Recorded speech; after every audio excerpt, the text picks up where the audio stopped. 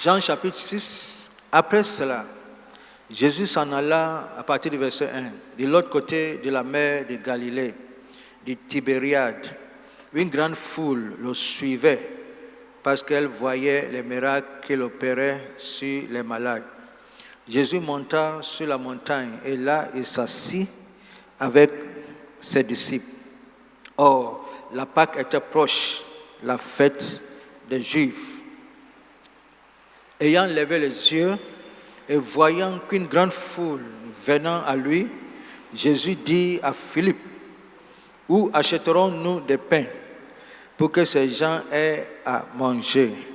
Il disait cela pour l'éprouver, car il savait ce qu'il allait lui-même faire. Philippe lui répondit, « Les pains qu'on aurait pour 200 deniers ne suffiraient pas, pour que chacun en reçût un peu. » Un de ses disciples, André, frère de Simon-Pierre, lui dit, « Il y a ici un jeune garçon qui a 5 pains d'orge et 2 poissons. Mais qu'est-ce que sera pour tant de gens? » Jésus dit, « Faites-les asseoir. » Il y avait dans ce lieu beaucoup d'herbes. Il s'assit donc au nombre d'environ 5000 hommes. Jésus prit le pain, rendit grâce et les distribua à ceux qui étaient assis. Il leur donna de même des poissons autant qu'il en voulut. Prions. Seigneur, nous sommes venus encore une fois devant ta face.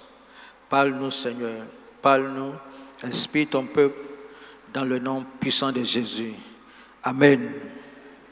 Vous voyez, ce passage-là, c'est le seul miracle produit par Jésus qu'on peut trouver dans tous les évangiles, Matthieu, Marc, Luc et Jean.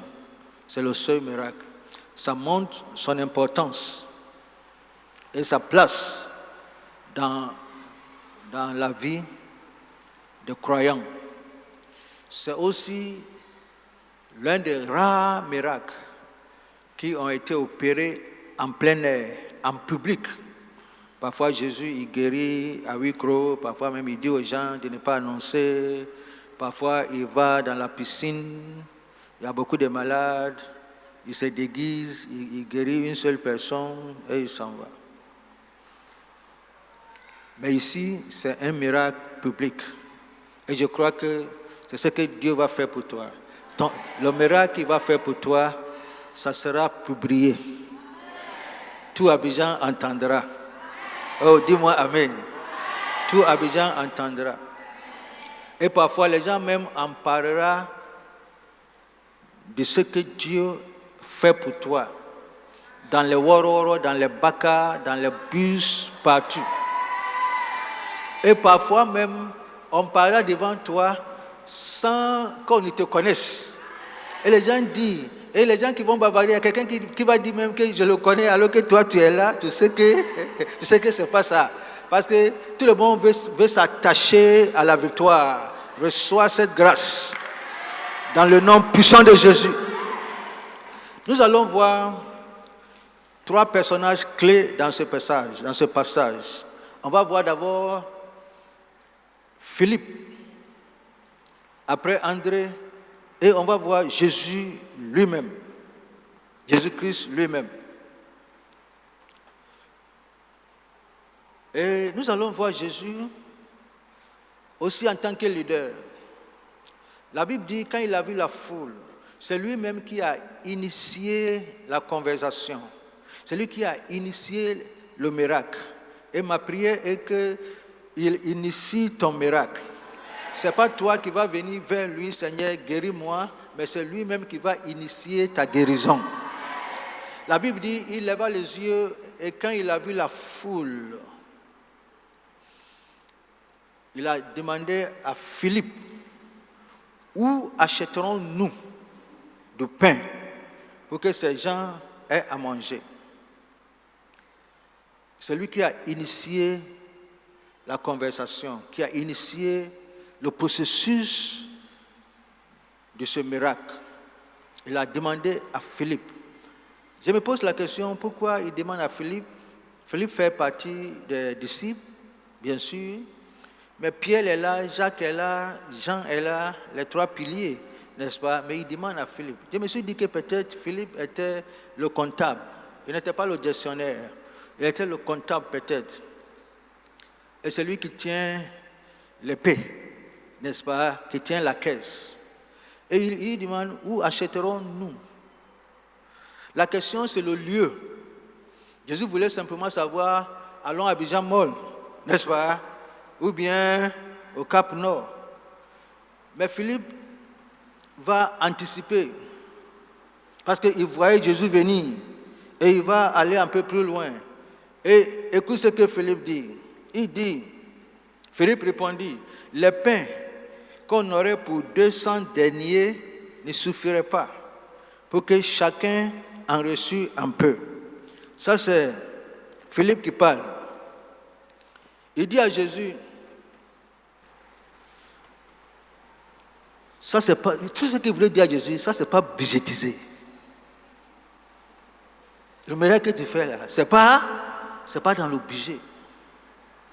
Même on n'a pas assez. Ce qu'on a même là, ça n'arrive pas à 200 deniers. Normalement, un denier, c'est le salaire d'un ouvrier à l'époque, multiplié par 200 personnes. Alors, si on prend le salaire minimum d'un ouvrier aujourd'hui, par jour, ça peut faire combien? 3 000. Ok, disons 5 000 multiplié par 200. Ça fait combien? Les mathématiciens? Ça fait 600 000. C'est comme si on disait qu'on a 600 000. Et tu es d'accord avec moi, 600 000 face à 5 000 hommes, sans compter femmes et enfants. Premier et deuxième culte, on s'est entendu que ça peut arriver minimum 15 000. Je sais que vous n'avez pas dit le contraire. 15 000, ça c'est minimum. Si c'était en Afrique même là, ça va dépasser 15 000. Si tu as 5 000 hommes, tu peux imaginer combien de femmes que tu peux avoir, n'est-ce pas? Et ainsi de suite. Alors, Philippe a une balance. Dans sa main gauche, c'est des moyens limités. Dans sa main droite, il y a la foule. Chaque personne ici a une situation. Chaque personne sur la terre, quel que soit qui il est, qu'il soit le président de la République, qu'il soit le président d'un grand pays que tu peux imaginer, chaque personne a une situation. C'est ce qu'il faut comprendre. Mais il ne faut pas voir ta situation comme André et Philippe voyaient. Philippe et André voyaient la situation comme un cas impossible. Pour Philippe, voici 200 deniers, 600 000, face à 15 000 personnes. C'est impossible. André, lui, il a bien fait. Il allait voir un jeune garçon et il fait venir un repas à Jésus. Il dit, Jésus, voici ce que tu cherches. En principe, il ne devait pas ajouter quelque chose. Mais qu'est-ce qu'André a ajouté? On y va ensemble. Qu'est-ce qu'André ajoute? Il dit, mais ça là, c'est rien par rapport à la situation. André avait le pain, les poissons face à la situation. Philippe avait l'argent face à la situation. Si tu veux que Dieu fasse quelque chose pour toi, ce qu'il faut faire, il ne faut jamais minimiser ce que tu as. Dis-moi Amen. Dieu, il agit toujours dans un endroit, que ce soit dans un pays, que ce soit dans un continent comme l'Afrique, que ce soit dans une église, que ce soit dans une famille. Dieu a besoin toujours d'un moyen disponible. Dis après moi, un moyen disponible. Dieu a toujours besoin d'un moyen disponible. Le moyen là peut être insignifiant aux yeux de la personne qui détient. Mais avec Dieu, ce n'est pas insignifiant. Parce que Dieu toujours utilise les choses faibles, les choses viles. Dieu n'a jamais utilisé grand-chose pour faire plus grand-chose. Il a toujours utilisé les choses insignifiantes aux yeux des hommes. Par exemple, il a dit à Moïse, qu'a tout dans la main. Et Moïse dit, j'ai le bâton. En réalité, le bâton là, pour Moïse, ça n'a rien à voir avec la mission que tu me donnes. Tu me dis d'aller libérer le peuple d'Israël. Mais bâton là, j'utilise ça pour diriger mes brebis. Ça n'a rien à voir. Mais Dieu dit, c'est plus que assez. Ce que tu as aux yeux de Dieu, c'est plus que assez. Il ne faut jamais minimiser ça. Élisée a dit à la dame, qu'as-tu dans la main? À la maison. La dame dit, je n'ai rien. Et après, elle se rappelle qu'elle avait un flacon d'huile. Élisée dit, c'est plus que assez. Ce que tu as est plus que assez. Parce que c'est ce que tu as que Dieu surnaturalise. Dis-moi Amen. C'est ce que tu as que Dieu utilise. Il a utilisé la pierre de David. Il a utilisé les cheveux de Samson. Il a utilisé une piscine. Une piscine. Il a naturalisé la piscine là. Quand la piscine est naturalisée, le malade qui tombe dedans, quelle que soit sa maladie, il reçoit sa guérison. Et je peux te balader dans la Bible avec les choses que Dieu a surnaturalisées, que Dieu a utilisées. Un jour, Élie et Élisée traversaient le Jourdain. Et Élie a pris son manteau et il a tapé le Jourdain. Et le Jourdain s'ouvre, se divise en deux. Et ils sont partis. Élie est parti au ciel. Élisée, quand il revenait, il a pris le même manteau, n'est-ce pas? Tu es d'accord avec moi qu'on n'utilise pas manteau, habit pour diviser la mer. Mais quand Dieu surnaturalise quelque chose, cette chose-là n'est pas soumise à la loi et à la règle humaine et naturelle. Ma prière cet après-midi pour toi, c'est que Dieu surnaturalise quelque chose dans ta vie. Dis-moi Amen. Que Dieu surnaturalise quelque chose dans ta vie. L'homme peut avoir la volonté de t'aider et il peut ne pas avoir la capacité. Mais il dit, où achèterons-nous? Il savait ce qu'il allait faire. Où achèterons-nous? Exprime sa volonté. Il savait, exprime sa puissance. Et aujourd'hui, il ne va pas simplement te donner sa volonté par rapport à ta situation, mais il va accompagner cette volonté par sa puissance. Alors, pour mieux comprendre, allons à Marc. Comme je vous ai dit, c'est le seul miracle qu'on peut retrouver dans plusieurs passages dans la Bible. Allons à Marc. Marc chapitre 6. Vous y êtes? Marc chapitre 6. À partir du verset 39. Alors, il leur commanda de les faire tous asseoir.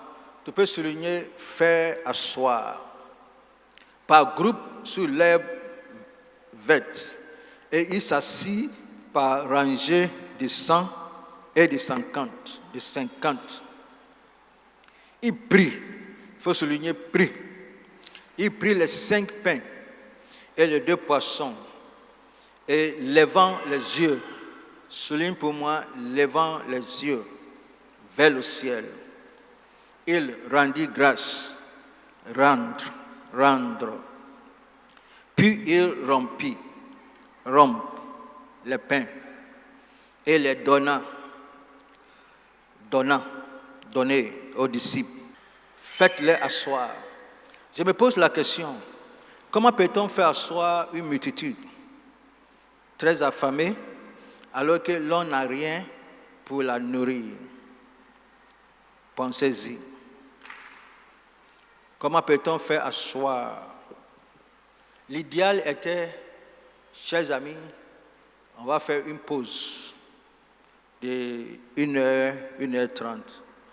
Aller dans les villages, manger, et vous revenez à telle heure. Mais Jésus dit, faites-les asseoir. Un leader, c'est quelqu'un qui est préoccupé par la solution. Philippe et André sont préoccupés par la situation. Est-ce que vous voyez? Un leader comme Jésus, il est préoccupé, aide-moi, par la solution. Faites-les asseoir. Il inspire la confiance. Il inspire l'espoir. Faites-les asseoir. C'est une déclaration de foi. C'est un ordre. Marc dit, il les commanda de les faire tous asseoir. Et de les faire asseoir par rangée de 50 et de 100. Ça veut dire qu'on dit, on ne sait jamais. Il y a de l'espoir, n'est-ce pas? Et il va avoir l'espoir. C'est une déclaration de foi. Faites-les asseoir. Les disciples disaient, renvoyez-les. Dans les autres versions, renvoyez-les. Jésus dit, vous-même, nourrissez-les. Faites-les asseoir. La deuxième chose très importante, c'est le deuxième verbe. C'est lequel? C'est le verbe prendre. La Bible dit, il prit le pain et les 2 poissons. Oh, j'aime ça. Il valorise ce que André avait minimisé. Dieu prend plaisir à utiliser les choses viles de ce monde pour sa gloire. Dieu surnaturalise les moyens disponibles. Dieu surnaturalise ce que tu as. Comme je disais, Moïse avait une verge. David avait 5 pierres. Quand Jésus prit le pain, 5 pains, pour André, c'est petit, c'est insignifiant. Mais pour Jésus, c'est beaucoup même. En réalité, Jésus n'avait pas besoin de jusqu'à 5 pierres, 5 pains, pardon. Il avait besoin, aide-moi, d'un seul pain, même d'un demi. Alors 5 là, ce que André disait insignifiant, pour Jésus, c'est beaucoup. Parce que quand Dieu va surnaturaliser quelque chose là, ce n'est pas le nombre qui compte. David avait 5 pierres. Il n'avait pas besoin d'utiliser tous les 5 pierres pour éliminer le géant. Une seule pierre suffit.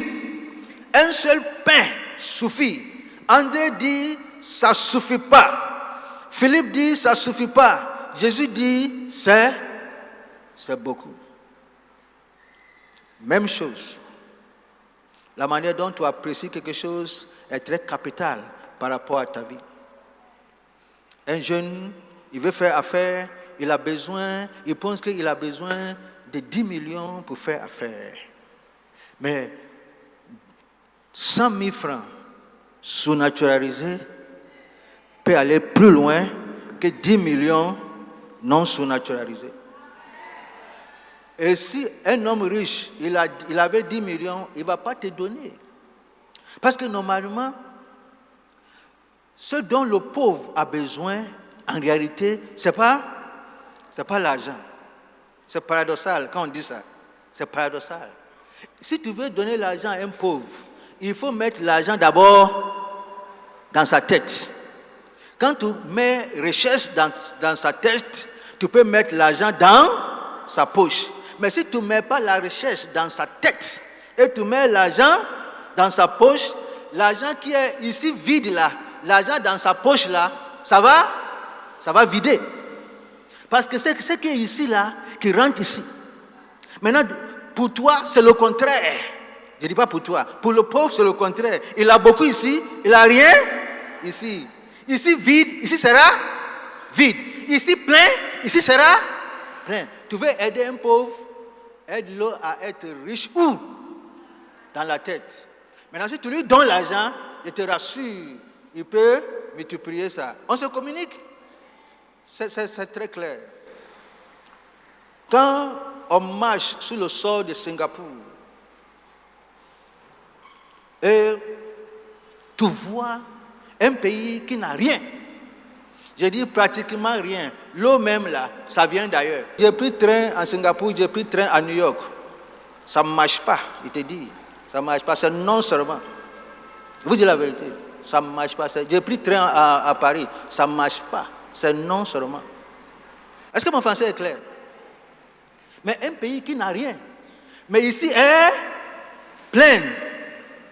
Si ici est plein, ici sera automatiquement plein. Ici est vide. Mais tout ce que tu peux mettre ici, dans les 6 mois, il va venir encore vers toi, dire tonton, ça n'a pas marché. Vrai ou faux? Je ne sais pas pourquoi je suis rentré là-bas. Parce que deuxième, premier prix, je ne suis pas rentré là-bas. Je ne sais pas pourquoi. On était où, Bishop? Jésus valorise. Tu sais, il faut valoriser ce que tu as. Valorise ce que tu as. Apprécie ce que Dieu t'a donné. Parce que c'est ce que Dieu t'a donné, il va utiliser. Dieu ne peut pas développer l'Afrique de ce qu'il a donné aux Français. Il va développer l'Afrique de ce que l'Afrique a. Mais si ici est vide là, on va nous voler. On se communique? Bon, bref. Jésus a valorisé. Le pain dans la main d'André ou du petit garçon n'était qu'un repas pour une seule personne. Les mêmes pains et poissons dans la main de Jésus n'étaient pas simplement un repas pour une seule personne. C'est un repas pour plus de 15 000 personnes. Tu peux imaginer, c'est un service traiteur dans ce lieu. Comment Dieu va nourrir son peuple. Dieu se soucie de ton besoin physique. Donc ici, là, il s'agissait d'un besoin physique. Dieu n'est pas simplement dans tes besoins spirituels. Dieu se soucie de tout domaine de ta vie. Ta vie conjugale l'intéresse. Dis Amen. Ta vie spirituelle l'intéresse. Ta vie sociale l'intéresse. Ta vie financière l'intéresse. C'est à cause de ça il dit, je souhaite que tu prospères à tous égales. Tout égal. Ta prospérité holistique, totale, l'intéresse. Dis ça me concerne. Il prit le pain, il valorise ce que André ne valorise pas. André prend le pain et regarde la foule. Philippe regarde son argent et regarde la foule. Jésus prend le pain et regarde où? Il lèva les yeux. Pourquoi il lève les yeux? Parce que sa provision vient de l'Éternel. Je lève les yeux vers les montagnes. D'où me viendra mon secours? Jésus sait que toi et moi, notre secours vient de l'Éternel. Lève la main, dis mon secours vient de l'Éternel. Dis mon secours vient de l'Éternel. Celui qui a fait le ciel et la terre. Oh, Jésus n'a pas regardé d'abord à la foule, mais il regarde son Père. D'où vient toute la provision, tout l'approvisionnement. Ce Jéhovah Jireh, ce Dieu qui pourvoit à tous les besoins selon sa richesse de gloire en Jésus-Christ. Oh, quand Jésus leva les yeux, oh, il voit son Père. Il sait que dans l'Ancien Testament, il y a eu un miracle pareil. La manne est tombée. Et il sait que Dieu, il est le même hier, aujourd'hui et éternellement. Qu'aujourd'hui, la manne va tomber. Et son peuple mangera. Et son peuple sera rassasié. Et regardez le ciel. Quand tu es face à une situation, ton premier regard, c'est où? C'est très important. Qui t'appelle premièrement? Tu te mets à genoux, ou bien tu tournes. Quand ça ne marche pas, tu dis, tiens, Seigneur, en tout cas, c'est pas ça. Il regardait. Et quand il a regardé, qu'est-ce qu'il a fait? Il rendit grâce. Père, merci. Hier, ta puissance était manifestée au travers de ma vie et j'ai fait un miracle en ton nom. Parce que la Bible dit après cela. Ce passage-là s'introduit par cette expression après cela. Après quoi? Après l'événement du verset précédent. Le verset précédent, Jésus rentre dans la piscine de Bethsaida où il guérit un paralytique qui a été là-bas pendant 38 ans. Et Jésus sait qu'un miracle engendre un autre. Oh, dis-moi Amen. Quand Dieu fait un miracle, c'est un témoignage pour provoquer plusieurs miracles. C'est à cause de ça on donne témoignage pour encourager les frères et sœurs, pour booster leur foi, pour donner la capacité de croire en Dieu, qui est le même hier, aujourd'hui et éternellement, qui fait acception à personne. S'il a fait pour Pasteur Olivier, il peut faire pour Maman Grâce. Il est le même Dieu, il va faire pour Jean et il va faire pour tout le monde. S'il a fait hier, Jésus sait que le même Dieu qui a fait hier, il va le faire aujourd'hui. Le même Dieu, chaque miracle dans le Nouveau Testament a une correspondance dans l'Ancien Testament. La correspondance de ce miracle-là, c'est la manne. Et Jésus sait que si lui-même il a fait venir la manne, il va multiplier le pain. On se communique? Et l'Ancien Testament, il y a eu la multiplication des pains. Jusqu'à là, les gens sont assis, les gens bavardent. Mais il va faire quoi? Il n'a qu'à faire pour nous rapidement. Pourquoi il est en train de prier tout ça là? Mais avant de toucher la terre, il faut toucher le ciel. On touche le ciel d'abord avant de toucher la terre.